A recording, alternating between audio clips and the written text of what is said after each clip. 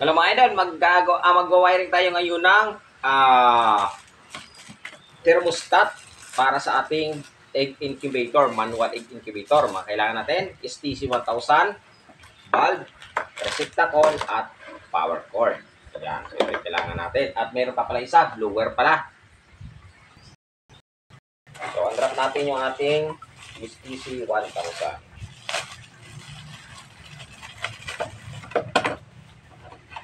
Bili kayo ng STC1000, meron po yung manual guide. Pero dahil sa kabisado na natin, hindi na natin kailangan yan. So, ayan o. Kunin natin yung kanyang lock.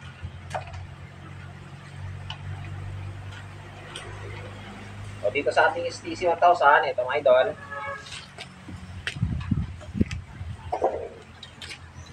Meron niyang wiring connection. Ito yung 1 source niya, power supply, 1 and 2. And 3 and 4, ito naman po yung kanyang sensor. Ayan o. Ito, 3 and 4. Ito naman ang 5 and 6, ito yung heating element niya. Dito natin i-connect tayo ating bulb. Ito naman yung 7 and 8, hindi ko na nilalagyan yan kasi para yan sa cooling. Yan. So, wiring natin. Kailangan natin ng dalawang wire. Luwagan lang yung ating tornilyo dito para makapasok tayo ng wire. Yan ito. Natin ang luwagan.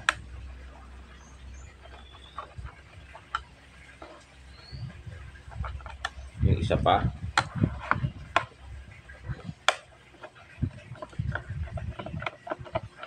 Ito pa.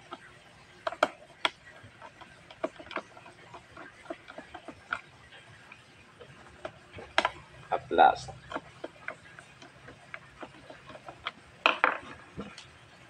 Pag wiring, ito, kabit natin.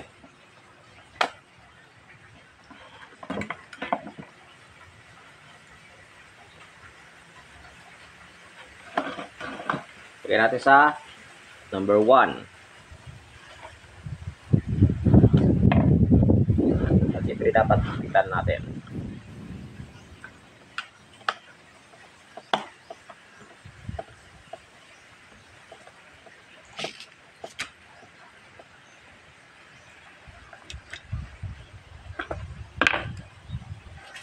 Ito naman na idol, ang number 2 at saka number 5, yan, kukonek natin yan. Bali, itap natin silang dalawa.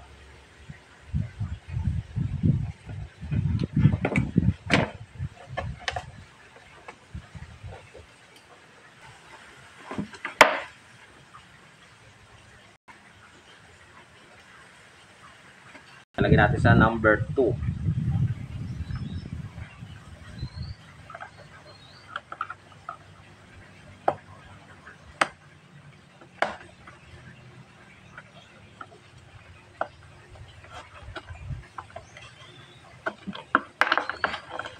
Tapos ito isang wire, kukonekta natin yan dito sa connecting number 5. Yan, ito, itong wire na to.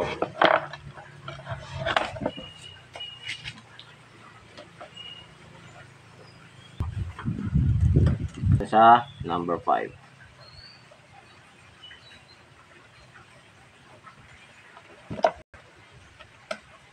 Natigpitan na rin.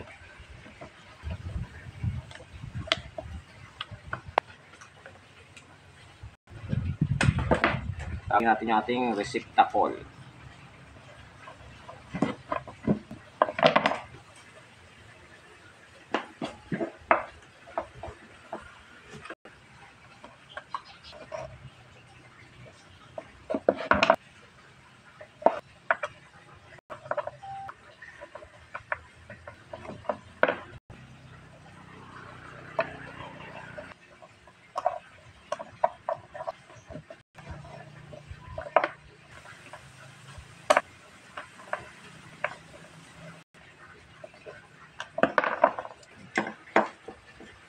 Tapos natin mag-wire yung ating receptacle. Itong isang wire nating receptacle mga idol, ikakabit natin yan sa pin connection number 6 ng ating thermostat.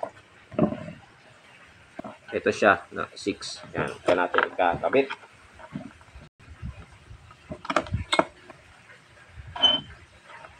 at higpitan rin.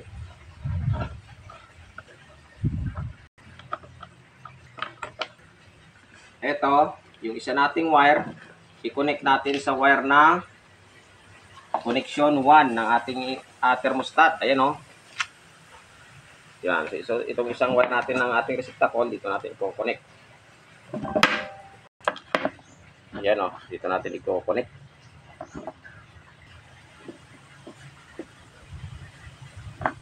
Rin natin ang blower fan mga idol. Para na sa ganon, mayroon tayong magpapacirculate ng init sa loob ng ating incubator. Yan, diyan natin ikakabit. Pagsamahan natin yung blower fan, yung line 1, at saka yung isang linya ng ating receptacle dito. At saka natin ikakabit yung ating power line. Power cord. Kung ano yung tawag dito nyo sa inyo. Basta sa akin, source. AC power source. Yan.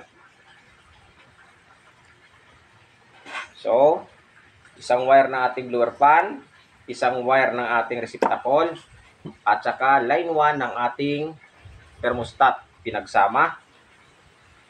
Lagyan ng electrical tape. Para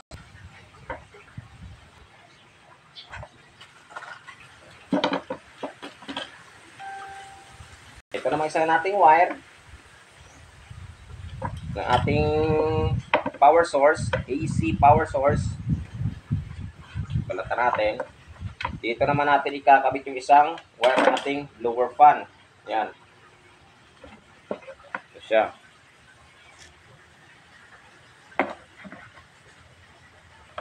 Line 2 ng ating thermostat. Ito yung kakabitan natin ng ating source. Line 2. Dito para sa design na to mga idol, wala tayong grounding. O, samahin natin yung line 2 at saka line 2 rin ng ating blower fan. At saka line 2 ng ating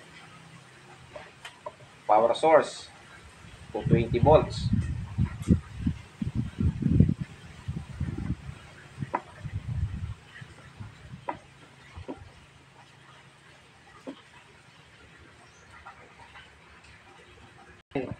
For security purpose. Safety purpose pala, hindi security. Ayan na siya mga idol, oh. Receptacle natin. At saka siyempre valve. Ito yung magpapainit ng ating incubator.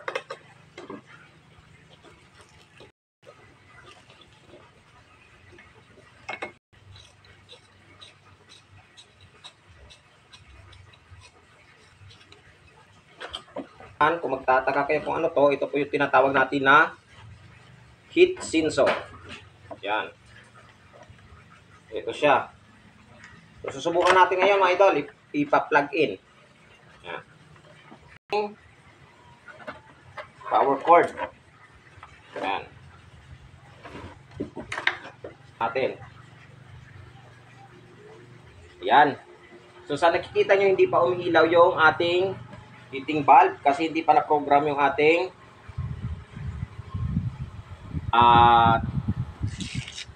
tawag dito, thermostat.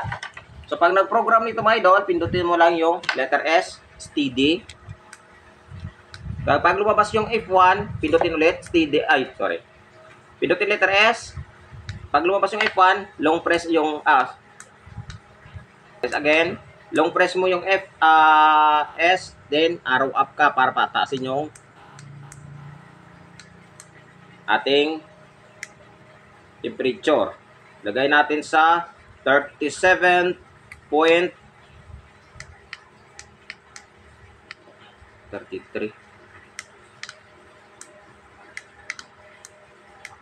Lagay natin sa 37.8. Yan. 37.8 yung ating heating. So, magle-less tayo ngayon ng, pindutin natin ulit ang S, long press. Ilagay natin sa F2, long press, steady. 3.0, ilagay natin sa 0.3. Bali yung ating 37.8, maminusan natin ng 0.3. So, magiging 37.5.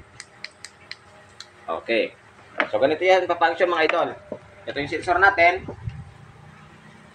Tingnan nyo. Lalagay ko dito lapit sa valve. Kapag dumating yung temperature sa 37.8, mamamatay yung ilaw natin. Ilan na?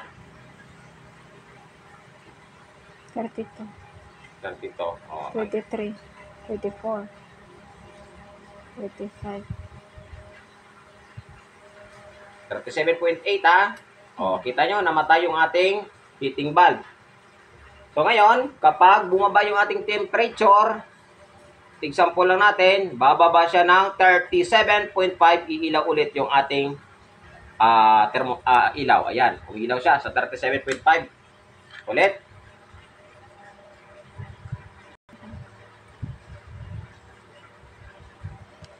O, 37.8.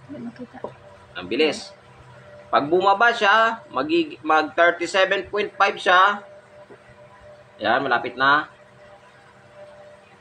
O, 37.5, iilaw siya. So, yan ang function ng ating wiring diagram na simple lang sa manual egg incubator. Sa susunod, car wash bendo naman yung ating gagawin.